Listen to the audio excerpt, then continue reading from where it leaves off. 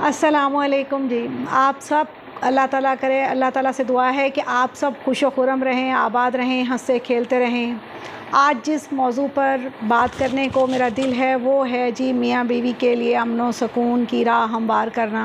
पता तो सबको ही होता है, मालूमात भी हैं, आप सब जानते हैं, लेकिन हमारे माशरे का प्रॉब्लम ये है कि जब शादी होती है तो हमारा सारा ज़ोर जहेज़, जोड़े, फ़ैशन, वलीमा, प्रोग्राम, मेहंदी पर हो जाता है और दूल्हा और दुल्हन को यही बात समझ आती है कि वो एक अलिफ लैलवी स्टोरी में हैं और उसमें खुश रहेंगे और ये राजा और रानी की कहानी है।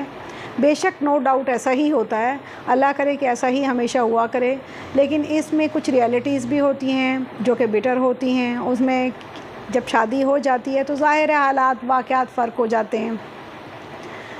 तो इस ज़मरे में मुझे एक हदीस का हवाला याद आ रहा है। वो ये कि एक हदीस है कि शैतान जो है वो रोज़ाना दरबार लगाता है और लगाने के बाद हर एक के ज़िम्मे कुछ काम लगाता है। किसी के ज़िम्मे कत्ल कराओ, किसी के ज़िम्मे पैसे गबन कराओ, मुख्तलिफ़ काम, और एक को देता है कि मियाँ बीवी की लड़ाई करा के आओ। जब वो वापस आते हैं वो सबकी कारकर्दगी सुनता है और सुनने के बाद जिसने ये बताया होता है कि उसने मियाँ बीवी में लड़ाई करवाई और अलहदगी करवाई, तो वो उसको खड़े होकर मिलता है और अपना ताज उसके सर पर रखता है कि तुमने बहुत शानदार काम किया।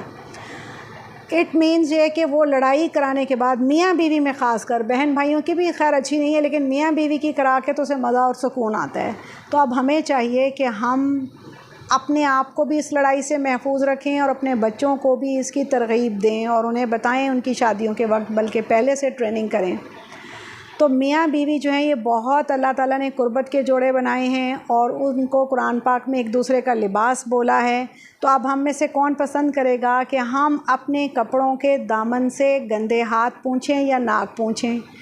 तो अब ये कोई अच्छी बात तो नहीं है। अब मियाँ बीवी भी अगर ऐसे ही एक दूसरे के साथ करें तो उन्होंने तो फिर गंदी हरकत की और गंद उछाला, और जितना दामन उठाएंगे अपने आप को नंगा करेंगे।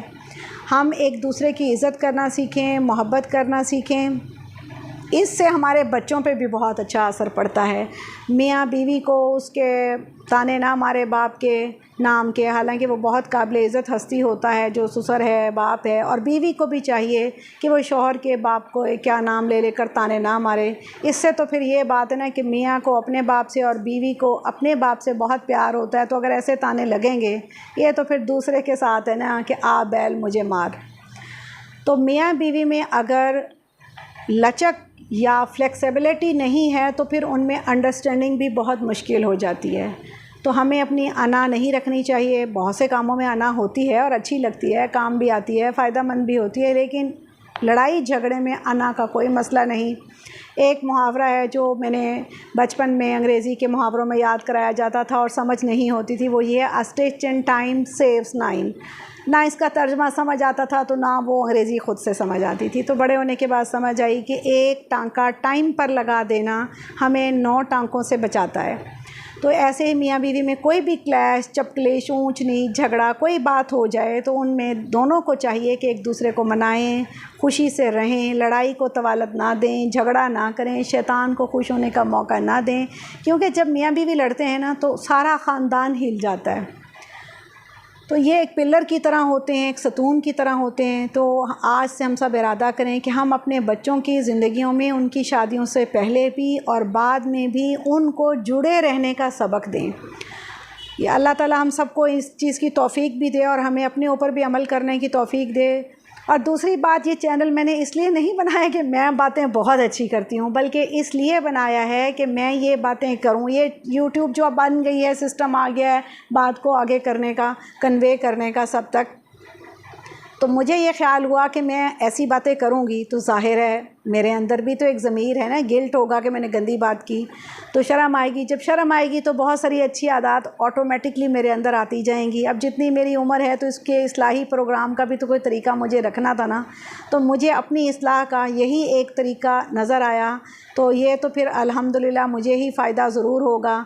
अब कोई मुझे ये कहे कि भाई आप ज़्यादा अच्छी बातें करती हैं, ऐसी बात नहीं है। ये मैंने एक्सप्लेन किया है।